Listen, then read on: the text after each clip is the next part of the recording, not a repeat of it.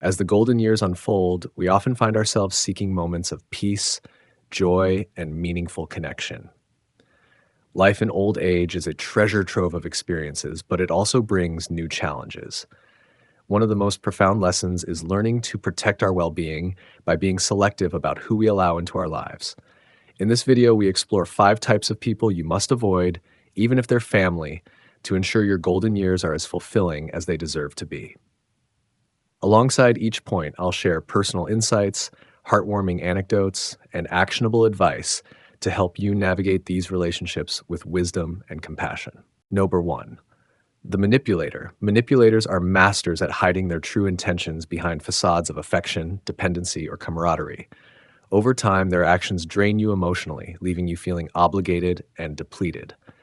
By exploiting your kindness and empathy, they weave a web where you feel trapped, guilty, and unable to say no. In my journey, I've encountered countless stories of individuals who have faced the subtle, yet damaging effects of manipulators. A vivid memory comes from an elderly friend who constantly received requests from relatives, always framed as innocent favors. Her nephew, for instance, repeatedly asked for loans he never intended to repay, knowing her nurturing instincts made it difficult for her to refuse.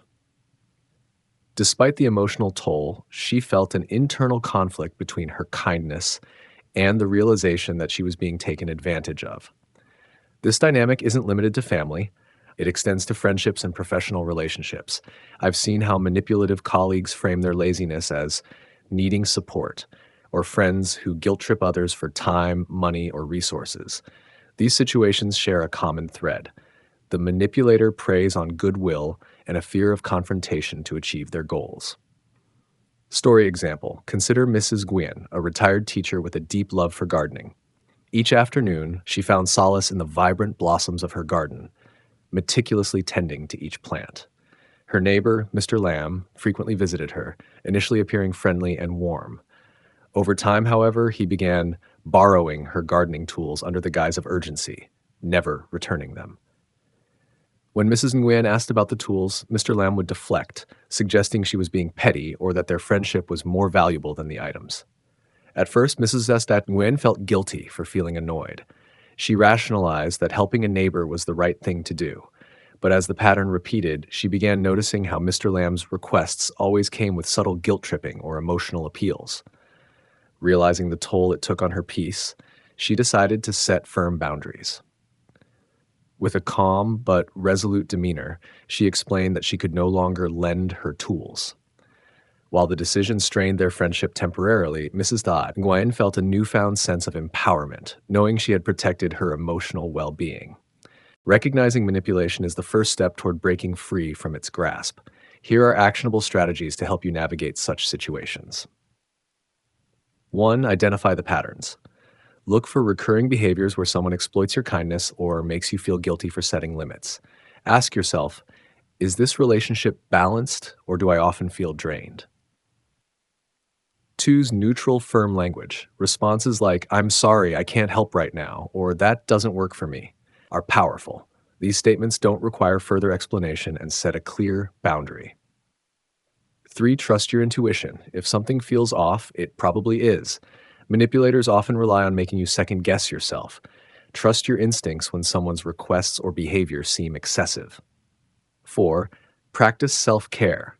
Protecting yourself from manipulators is not selfish, it's self-respect. Surround yourself with supportive relationships that nurture rather than deplete you. 5. Reinforce boundaries. If someone pushes back, calmly reiterate your stance. Boundaries aren't negotiable, and your well-being should always come first. By understanding the tactics of manipulators and equipping yourself with strategies to counteract them, you can reclaim your emotional energy and maintain healthier, more balanced relationships. Remember, saying no is a complete sentence and one of the most empowering tools at your disposal. Number 2. The self-absorbed. The self-absorbed, often categorized as narcissists, have a unique way of dominating every interaction. Their conversations typically revolve around their own experiences, achievements, or struggles, leaving little room for others to share or connect genuinely. This behavior not only strains relationships, but also erodes mutual respect over time. Interacting with self absorbed individuals can feel like shouting into a void where your voice, no matter how strong, goes unheard. While it's natural to share personal stories and opinions, narcissists take this to an extreme, disregarding the feelings, contributions, or perspectives of others. This constant me centered narrative makes forming genuine connections with them a challenge. The root of this behavior often lies in insecurity, an overwhelming need for validation, or simply a lack of awareness about how their actions impact others. Reflecting on my own experiences, a family gathering brought this dynamic into sharp focus. Among the laughter and storytelling, my uncle emerged as a prime example of the self absorbed. Whenever someone shared a joyful memory or a funny anecdote, he would interject, steering the conversation back to himself. His stories, while entertaining at times, monopolized the atmosphere, leaving others feeling sidelined. I noticed how subtle shifts in body language, crossed arms, diverted gazes, and polite smiles reflected the growing discomfort in the room. People stopped engaging, and the vibrant energy dissipated. Despite the initial excitement of reuniting, the gathering ended with an undercurrent of frustration and disconnect. This experience taught me how self absorption can overshadow meaningful interactions, even among close knit families. Take the case of Mr. Lee, a retired teacher known for his decades of wisdom and captivating storytelling. His niece, an aspiring writer, cherished her uncle's anecdotes, hoping to learn from his experiences. However, their interactions became increasingly one sided. Whenever Mr. Lee shared a story, his niece would interrupt with unrelated comments about her own challenges, often dismissing his wisdom as outdated. Over time, Mr. Lee began to feel unheard and undervalued. He stopped sharing his stories and chose to distance himself from his niece. Instead, he found a storytelling group where his experiences were not only appreciated but celebrated. This shift brought him a sense of belonging and reminded him of the importance of mutual respect in any relationship. This story highlights a critical point. Even the most patient individuals can reach a breaking point when constantly overshadowed. Self-absorption not only alienates others, but also deprives relationships of their richness and depth. The effects of dealing with self-absorbed individuals can be profound. It can leave others feeling invisible, undervalued, or emotionally drained. Over time, this dynamic can create resentment, leading to strained or even broken relationships. Beyond the immediate emotional toll, it also discourages open communication and collaboration as people learn to withhold their thoughts to avoid being overshadowed. In social or professional settings, the self-absorbed can derail group dynamics, making teamwork or shared activities less effective. Their inability to balance their needs with those of others undermines trust and mutual respect, both essential ingredients for healthy relationships. Practical advice 1. Set boundaries with empathy. When dealing with a self-absorbed individual, it's essential to set clear but empathetic boundaries. For instance, if they constantly interrupt or dominate the conversation, gently but firmly steer it back by saying, "I appreciate your input, but I'd like to finish my thought." This approach acknowledges their perspective while asserting your own. 2. Redirect the conversation. One effective strategy is to guide the conversation towards inclusivity. For example, after they share a personal story, respond with, "That's interesting. It reminds me of something similar that happened to me." This subtly shifts the focus while keeping the tone positive. 3. Surround yourself with respectful individuals. It's crucial to prioritize relationships with people who value mutual respect and shared conversations. Seek out those who actively listen and show genuine interest in your thoughts and experiences. While it's impossible to avoid all self-absorbed individuals, minimizing their influence can significantly improve your emotional well-being. 4. Cultivate self-awareness. If you suspect that you might occasionally exhibit self-absorbed tendencies, take a moment to reflect. Pay attention to how often you dominate conversations or redirect topics to yourself. Practice active listening and show genuine curiosity about others' experiences. Simple phrases like, "Tell me more about that," or "How did that make you feel?" can go a long way in fostering balanced interactions. Number 5, practice assertive communication. If a self-absorbed person's behavior becomes too overwhelming, don't hesitate to address it directly, but respectfully. For instance, say, "I've noticed that our conversations often focus on your experiences. I'd really appreciate it if we could make it more balanced so we both feel heard. This approach, while challenging, can help create awareness and potentially improve the dynamic. Relationships thrive on reciprocity. They require give and take, where both parties feel valued and respected. While some degree of self focus is natural, unchecked self absorption can suffocate connections. By recognizing and addressing this behavior, either in ourselves or others, we can create healthier, more fulfilling relationships. The self absorbed may dominate the room, but their influence doesn't have to dominate your life. By setting boundaries, redirecting conversations, and fostering self awareness, you can navigate these interactions with confidence and grace. Remember, the key to meaningful relationships and mutual respect and genuine connection, a balance worth striving for. Number 3, the critic. The critic is a persistent figure in many lives, someone whose words often feel like pinpricks rather than constructive input. They consistently point out flaws, leaving others questioning their abilities and self-worth. Yet more often than not, their criticism is less about you and more a reflection of their own insecurities and need to exert control or superiority. Growing up, I had a neighbor who embodied the role of the critic. She had a knack for finding something wrong with everything. The taste of a new dish someone cooked, the way flowers were arranged in a garden, even the clothes people wore to community gatherings. Her comments were delivered with a smile, often under the guise of being helpful, but they left a sting. For those who knew her well, it became apparent that her criticisms stemmed from her own frustrations and dissatisfaction rather than a genuine desire to improve anything. Take Mr. Patel, for instance, a retired chef who found immense joy in baking for his grandchildren. Each weekend, he would experiment with new recipes, crafting delightful cakes and pastries. However, his older sister, Priya, would always find something to comment on. "The sponge isn't as fluffy as it used to be," she'd remark, or "You've started using too much sugar these days."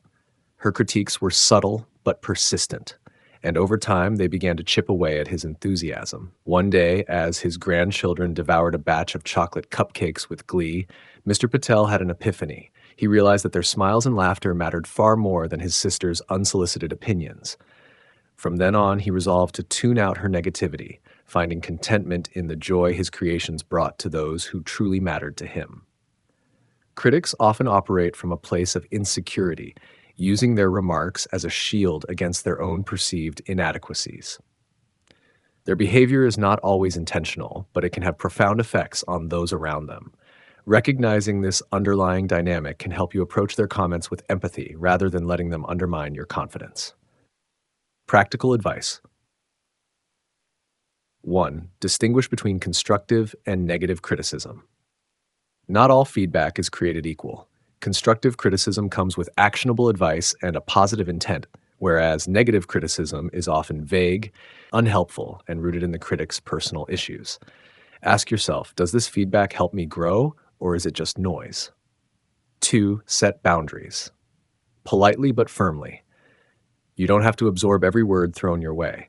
When faced with persistent criticism, try responses like, "Thank you for your input, but I'm happy with how things are. I appreciate your concern, but this works for me." 3. Reframe and redirect your focus. Remind yourself that the critic's words are not a reflection of your worth or abilities. Instead of seeking their approval, focus on the positive outcomes of your efforts and the opinions of those who genuinely support you. 4. Build your confidence with affirmations. Combat the negative effects of criticism by regularly affirming your strengths and accomplishments. Acknowledge your progress and celebrate your successes, no matter how small they may seem. 5. Choose your circle wisely. Surround yourself with people who uplift and inspire you. While you can't always avoid critics, you can balance their presence by cultivating relationships with supportive and encouraging individuals. The critic can be a challenging presence in life, but they don't have to dictate your self-perception or derail your joy. By understanding their motives, setting healthy boundaries, and focusing on your own goals and happiness, you can thrive despite their negativity. Remember, the power to validate your worth lies within you, not in the opinions of others. Number 4, the irresponsible Irresponsible individuals often offload the consequences of their poor decisions onto others, whether emotionally, financially, or both. Their behavior can leave you drained, frustrated, and burdened with responsibilities that aren't yours to bear. A close friend once shared a heart-wrenching story about her son. Despite his good intentions, he frequently found himself in financial trouble due to impulsive decisions and poor money management. Out of love, she repeatedly bailed him out, even dipping into her own savings. Over time, this not only caused her sleepless nights, but also jeopardized her financial stability. She realized the unsustainable nature of her actions and decided to make a change.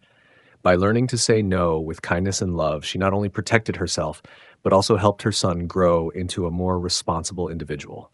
Take Mrs. Tran, a warm hearted grandmother who loved her grandson dearly. He would often ask to borrow money, promising to return it, but never following through. Initially, she obliged, thinking she was helping him during tough times. However, as the pattern repeated, she noticed it was becoming a habit that prevented him from solving his own problems. After much thought, she sat him down and said gently, "I can't help financially anymore, but I'm here for advice and emotional support." While he was initially upset, her stance forced him to take ownership of his actions. Over time, he became more resourceful and learned how to manage his responsibilities without relying on her. Dealing with irresponsible individuals requires a delicate balance of compassion and firmness. Here's how you can approach such situations effectively. 1. Set clear boundaries. Clearly communicate what you are willing and not willing to do. For instance, you can offer advice or emotional support, but avoid becoming a perpetual financial safety net. 2. Encourage accountability. Help them understand the impact of their actions and encourage them to take responsibility. Instead of solving their problems for them, guide them to find their own solutions. 3. Practice tough love. Saying no might feel uncomfortable, especially when dealing with loved ones. However, it's a necessary step to empower them to grow and become self-reliant. 4. Seek support if needed. If the irresponsibility is chronic and deeply affecting your life, don't hesitate to seek professional guidance, whether through therapy, financial counseling, or support groups. By maintaining firm but compassionate boundaries, you not only protect your own well-being, but also provide a valuable lesson in responsibility to those around you. Number 5, the ungrateful. Ungrateful individuals fail to acknowledge your efforts, leaving you feeling undervalued and disheartened. Their lack of appreciation can act as an emotional drain, eroding the joy and satisfaction that comes from giving. Gratitude is not just polite acknowledgement. It is the foundation of trust, respect, and meaningful relationships. When efforts are met with indifference, it can create a deep sense of disappointment. Over time, this lack of reciprocity may lead to emotional fatigue and even resentment. Recognizing the importance of gratitude helps us protect our emotional well-being and focus on nurturing positive reciprocal connections.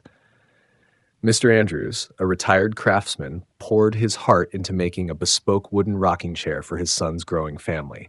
He spent weeks perfecting every detail, believing it would become a cherished family heirloom. On presenting the gift, he received a lukewarm response. His son and daughter-in-law barely acknowledged his effort, dismissing the chair as old-fashioned. Hurt but introspective, Mr. Andrews decided to redirect his creative energy. He began crafting wooden toys and furniture for a local children's shelter. There, his talents were met with smiles, gratitude, and heartfelt thanks. The experience revitalized his spirit, showing him that his efforts could still bring joy to those who truly valued them. Over time, Mr. Andrews found fulfillment in giving to a community that celebrated his work, and he learned to let go of the resentment he once felt. Practical advice 1. Reflect on your intentions. Before giving, ask yourself why you're doing it. Ensure that your acts of kindness come from a place of genuine care rather than an expectation of acknowledgement. This mindset can help you avoid feeling disheartened by ungrateful responses. 2. Set healthy boundaries. If someone consistently fails to appreciate your efforts, consider whether the relationship is one-sided. Setting limits on how much energy you invest in such relationships can prevent emotional exhaustion. 3. Reallocate your energy. Focus on giving to those who genuinely appreciate your efforts. This doesn't mean seeking constant praise, but rather investing in connections where mutual respect and gratitude thrive. 4. Celebrate yourself. Even if others fail to recognize your efforts, learn to celebrate your achievements privately. Acknowledging your contributions can build resilience and maintain your sense of self-worth. 5. Communicate openly. Sometimes the lack of gratitude stems from a misunderstanding or differing perspectives. Having an open and honest conversation can help clarify intentions and foster mutual respect. The sting of ungratefulness can be a tough pill to swallow, but it also offers an opportunity for growth.